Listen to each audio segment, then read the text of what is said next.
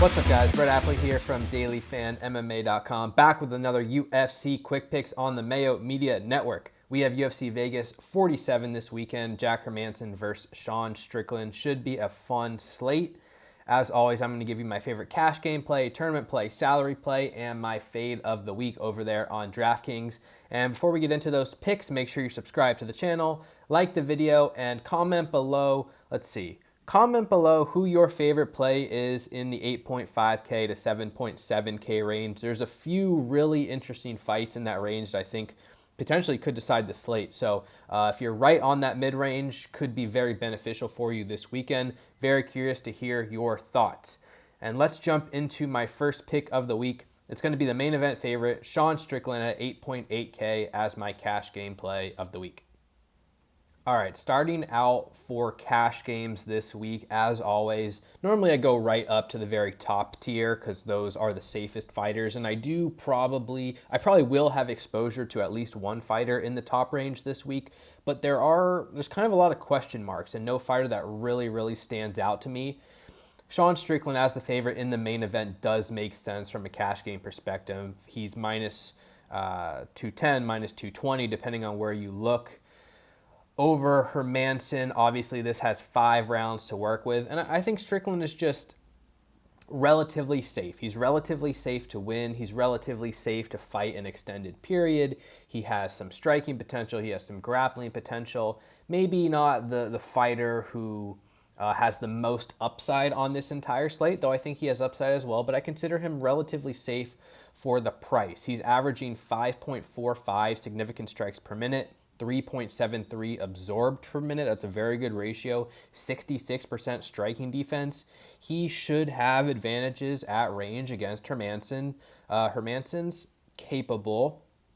Averages 4.86 significant strikes landed per minute. Defense isn't as strong, though, 54%, and that's kind of been one of his downfalls, especially at range. In his last 3 losses, he's been knocked down in all 3 of them, though I was pretty impressed in his loss to Marvin Vettori over 5 rounds.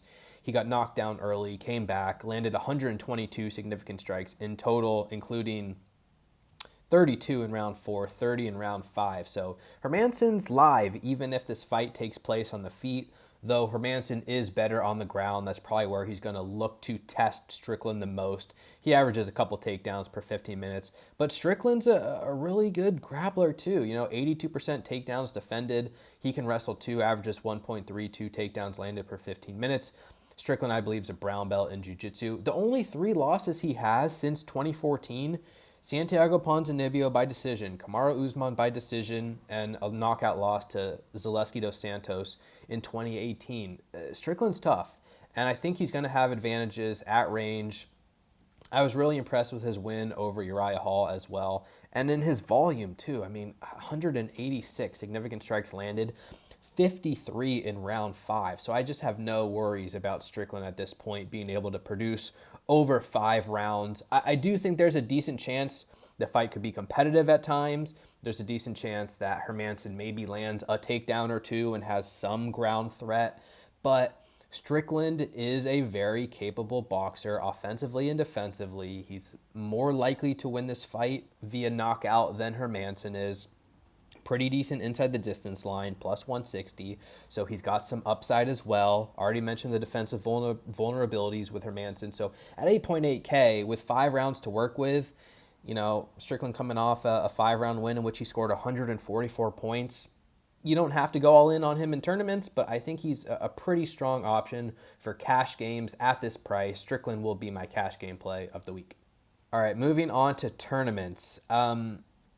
I'm going to give out Phil Rowe at 8.4K, which is interesting. It may be interesting to you because his betting line has actually been dropping to the point that his opponent, Jason Witt, is now the value play, 7.8K plus 100 underdog. I really like this matchup as a whole. The reason I prefer Witt, and I'm using him as my tournament play of the week, is because I think he has very realistic early knockout upside. Jason Witt isn't terrible. He's a decent wrestler and grappler. He's coming off a majority decision in which he landed 8 takedowns against Brian Barberena. Kind of looked better than I expected there. He also has a second round submission win in the UFC. His other 2 fights in the UFC were knockout losses, and they both came inside of 1 minute. And I just don't think he's that durable. And whether or not he wins or loses this particular fight doesn't really matter, because I think when Witt loses, oftentimes still going forward, it's going to be because he gets hurt. Even against Barberena, he got hurt multiple times. His brain didn't shut off, fortunately for him. But now he's facing an opponent in Phil Rowe who's really likely to test that durability anytime this fight plays out on the feet. Rowe is 5 inches taller and has a 10-inch reach advantage.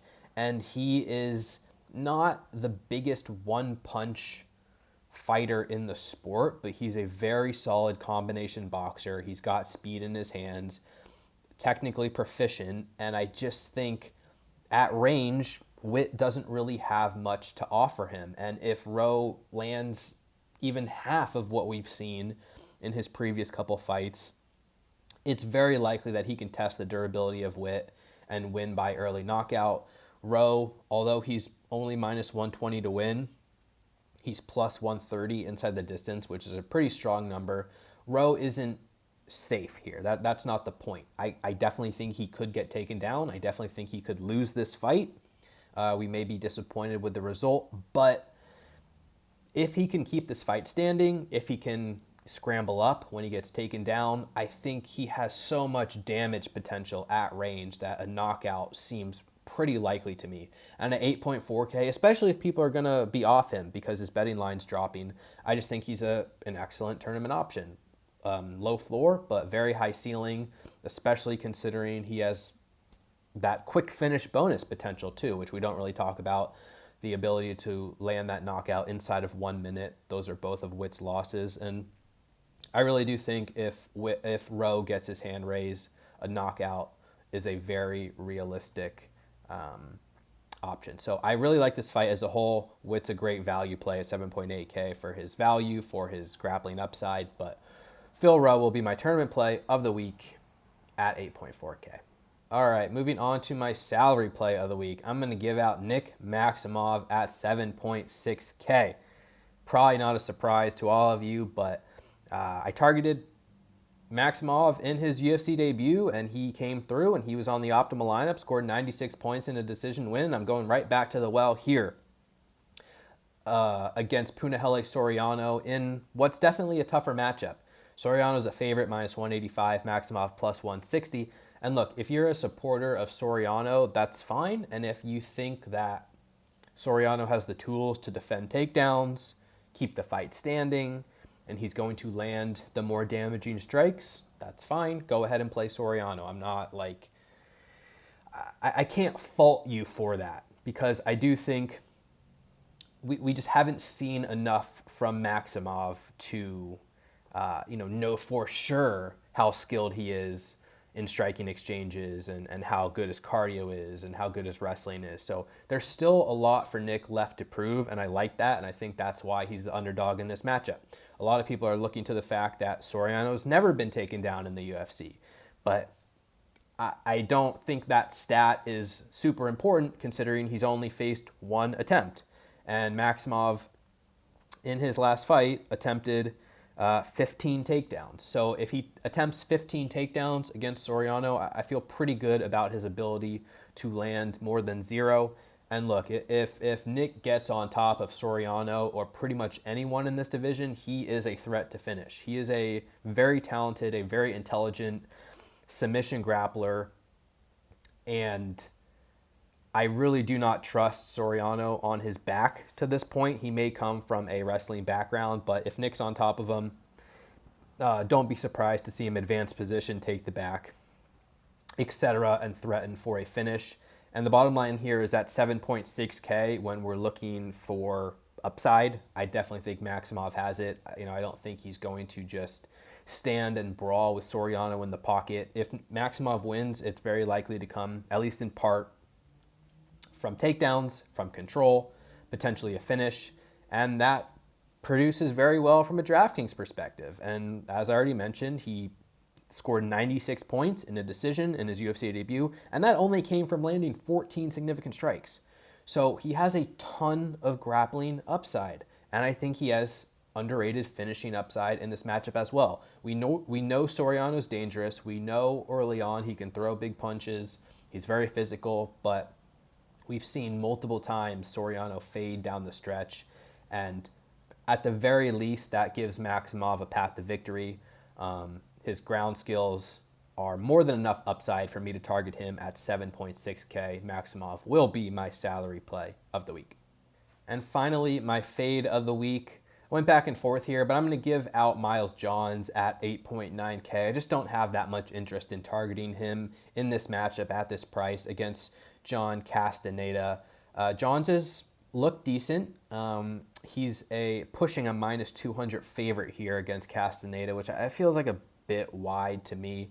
Johns actually comes from a wrestling background, and that's kind of his strength, but he is averaging less than one takedown per 15 minutes. He hasn't landed a takedown in any of his last 3 matchups, which is kind of a big concern.